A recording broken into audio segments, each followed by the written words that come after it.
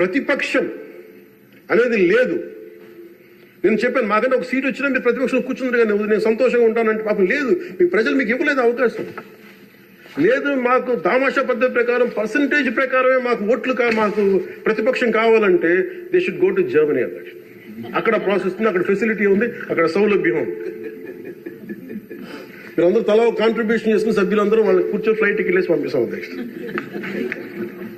అంటే ఇక్కడ మనకున్న, అంటే మనం సరదాగా మాట్లాడుకున్న మనకున్న బాధ్యత మనమే మన గౌరవ ముఖ్యమంత్రి గారు చెప్పారు అధ్యక్ష, మనమే ప్రతిపక్షంగా కూడా ప్రవర్తించాలని.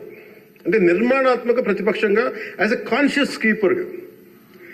సింగపూర్లో మనకు తెలిసి PIP, people's action party, which is initiated by great leader Lee Kuan Yew, స్వీయ నియంత్రణ కోసం వాళ్ళు అధికారంలో ఉండటం కారణంగా స్వీయ నియంత్రణ కోసం అధికార పార్టీలోని విభిన్నమైన అభిప్రాయాలతో కూడిన చర్చలు చేస్తారు అధ్యక్ష.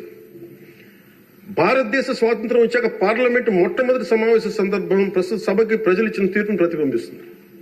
అప్పుడు ఇతర పార్టీ నుండి గెలిచిన అంబేద్కర్ గారిని న్యాయశాఖ మంత్రిగా నియమించారు. ప్రతిపక్ష జనసంఘ చెందిన శ్యాంప్రసాద్ ముఖర్జీ నెహ్రూ గారు మంత్రివర్గంలో చేర్చుకున్నారు. వారు బాబు రాజేంద్ర ప్రసాద్ గారిపై అనేక నిర్ణయాలపై విభేదించేవాళ్ళు.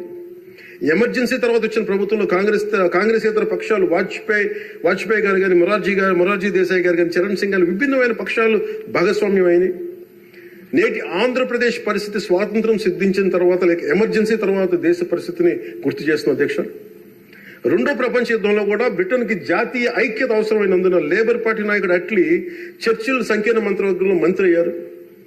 మా పార్టీ, మా కూటమి పాత తరం విలువలతో కూడిన రాజకీయం చేస్తాం అధ్యక్ష. అందుకు ఈ ఇబ్బందులు నేను నిలబడతాం. ఈ దేశ ఇలాంటి విపత్కర పరిస్థితుల్లో నేషనల్ రీకన్సిలియేషన్ క్యాబినెట్ అని అన్ని పక్షాలతో క్యాబినెట్ ఫామ్ చేస్తారు అధ్యక్ష. ఇప్పుడు మన రాష్ట్రంలో ఉన్నది స్టేట్ రీకన్సిలియేషన్ క్యాబినెట్ అని చెప్పొచ్చు అధ్యక్ష.